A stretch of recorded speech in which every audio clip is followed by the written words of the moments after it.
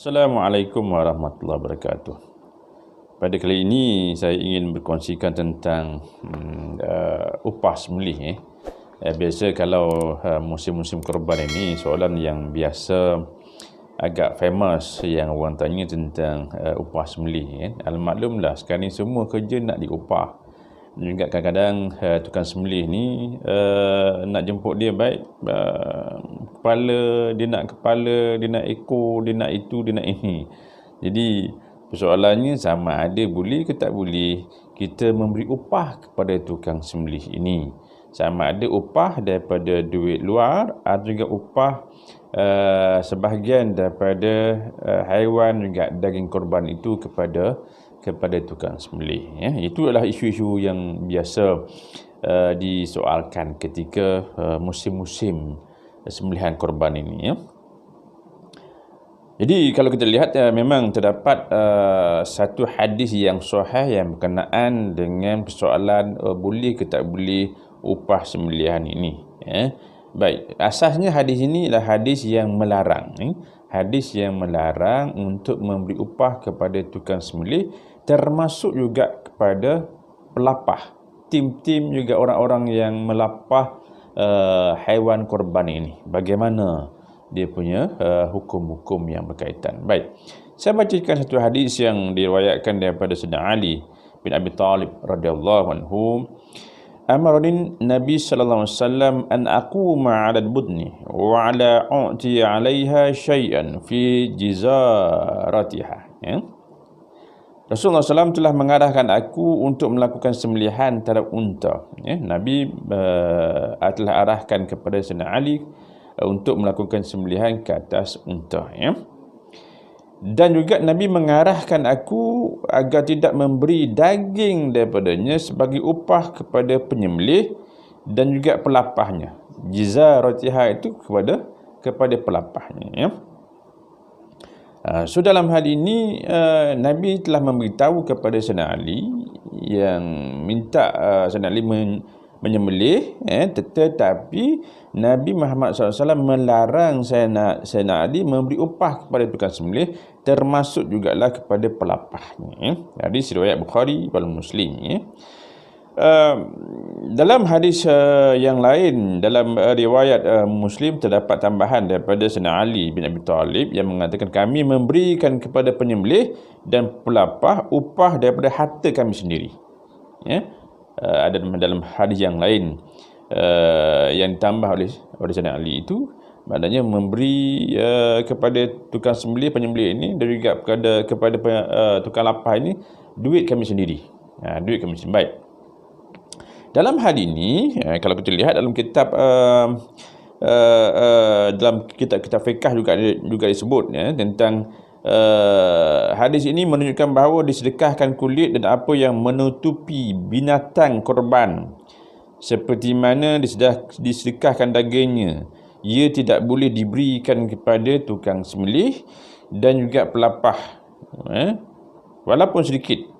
Ini termasuklah dalam hukum jualan disebabkan kedudukannya sebagai upah. Maknanya nak jual kepada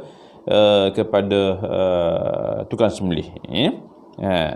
Dan juga hukum sembelihan korban sama seperti hukum sembelihan haji, di mana daging dan juga kulitnya tidak boleh dijual, juga tidak boleh diberikan kepada penyembelih atau pelapah sedikit pun daripadanya. Dalam hal ini tukang sembelih memang tidak boleh nak diberikan upah atas apa harga atau juga ke atas daging-daging itu. Sama ada kepada tukang sembelih juga tukang pelapah ni. So yang ni memang jelas tak boleh. Kalau dulu-dulu memang saya dengar ada yang mengatakan bahawa okey, tak apalah, yang ni kita berikan, juga kita jual lah kulit-kulitnya kepada tukang sembelih. Sebagai yang tu jelas kalau kita lihat hukumnya memang tak boleh. Sebab tu dalam kitab Al-Minhaj, iaitu syarah kepada hadis-hadis dalam Sahih Muslim, mengatakan bahawa tidak dibenarkan untuk memberikan sesuatu daripada bahagian korban kepada Al-Jazar. Al-Jazar ni kepada tukang sembelih.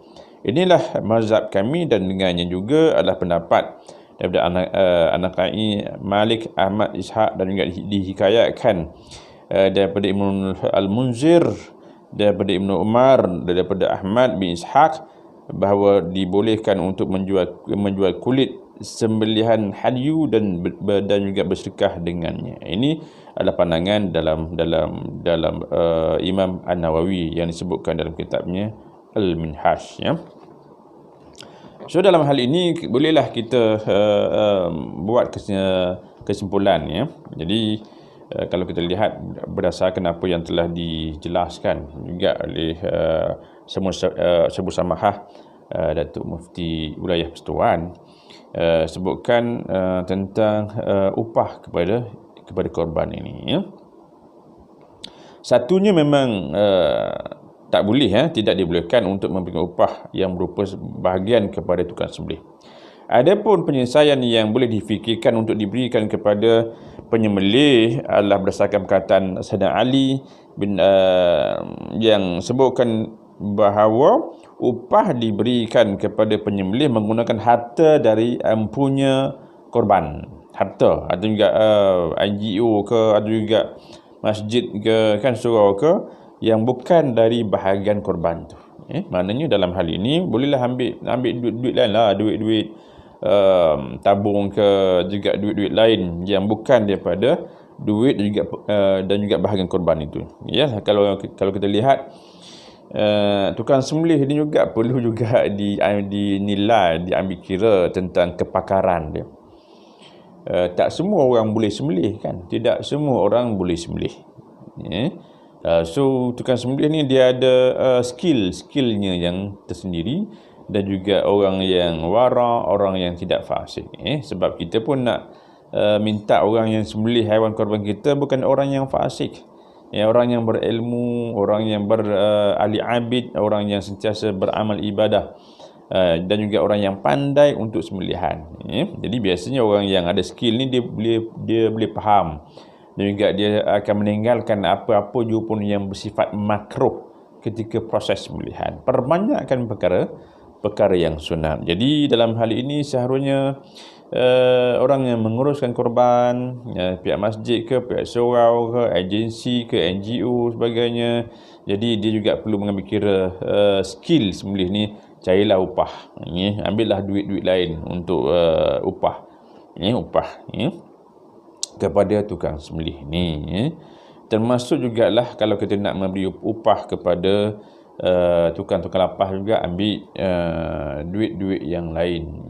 Yang tak boleh, yang dilarang adalah ambil duit daripada sebahagian, atau juga ambil daripada bahagian-bahagian yang orang yang nak masuk tu.